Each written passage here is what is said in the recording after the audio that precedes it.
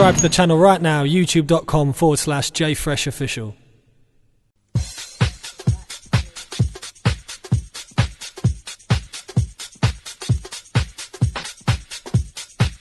It's Wednesday night, it's Pure Urban Fire, and it's, of course, myself, Jay Fresh, in the hot seat every week from 9 through to 11. Before I introduce my next guest, I need to give him a little bit of background. For me, the term musical legend is something that's used very frequently.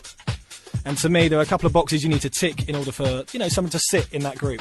Either you need to be around at the very inception of a musical beginning and help break that sound. You either need to be an influential DJ and or an influential producer. Making those records that people just bawl and scream and holler at and really want to hear. And my guest, Mr. Matt Jam Lamont, pretty much ticks all those boxes. How you doing, Matt? How you doing, Jay? Yeah, I'm real good, mate. How you feeling? No, I'm feeling good. Thanks for having me on your show. Absolutely wicked. We caught up with you after a hectic weekend. You were down for the Bad Business 10th anniversary. I was.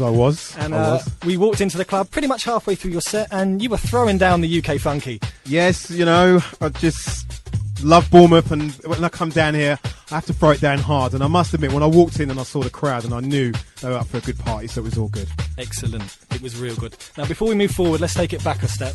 You were around at the very inception of the UK House and Garage. It must have been a crazy time. Yeah, it was a mad time. I mean, because I'm originally from Luton, so when I first came to London, there was no UKG. It was all Italian and US house. So I kind of just looked around a bit, kind of sussed out London, because London was just a vibrant place of different types of music. So the only other person that was around playing the house that I liked was Norris the Boss Windross, and Creed was around. So they were the only two that ended up being in the garage scene. So I kind of made my first UK track in 1991 as well, called Feel My Love. So I think that's kind of the birth of UK garage as it was back then. That's right, as we know it. And as through the course of time, really, you created one half of one of the most prolific DJ producing partnerships ever, Tuff Jam. Yes. There was a time when you guys were ripping up the clubs, but your joints were in demand. Left, right and centre, there were those tunes, remixes that every DJ had to drop. It was kind of weird getting with Karl, because my cousin introduced me to him, because my cousin used to kind of live 200 yards away from Karl. Okay. They used to hang out together. So if that never happened, I wouldn't know what the music scene would have been back then. But yeah, we got together, we actually did one track together just to see how we worked out, and it was a remix. And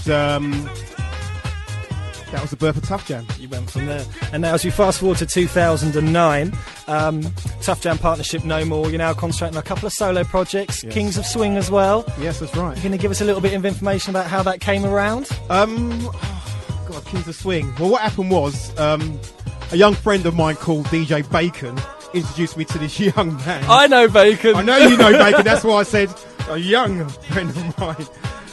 Slightly tongue-in-cheek there. Exactly. He introduced me to a guy called Scott Tonic back in 2004 when I was in Kiss. Yeah. And he gave me about 15 tracks of his, and I ended up on one show playing 9 of his tracks. And I kind of thought to myself, this guy technically is just so talented. Musically, direction, it was a bit... He's going to hate me for this, a bit iffy. Bit of fine-tuning.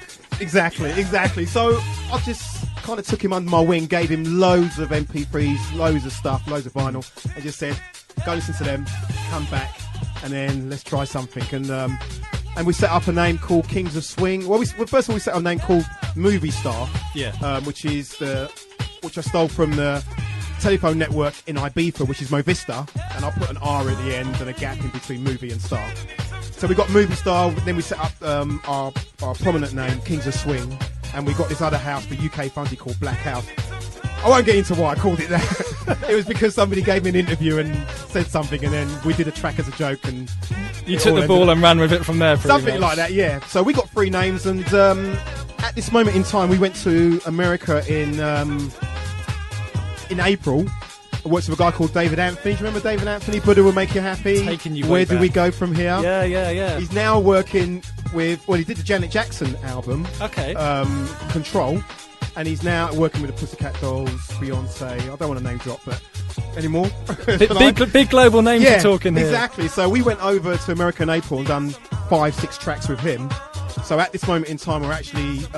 David's actually sent back the project, all mixed down and everything, and we're actually doing the remixes for him at the moment. So hopefully, you know, we'll see what comes of that. So that's where we are with Kings of Swing today. Some exciting projects and music on the horizon. Hopefully, yes, hopefully.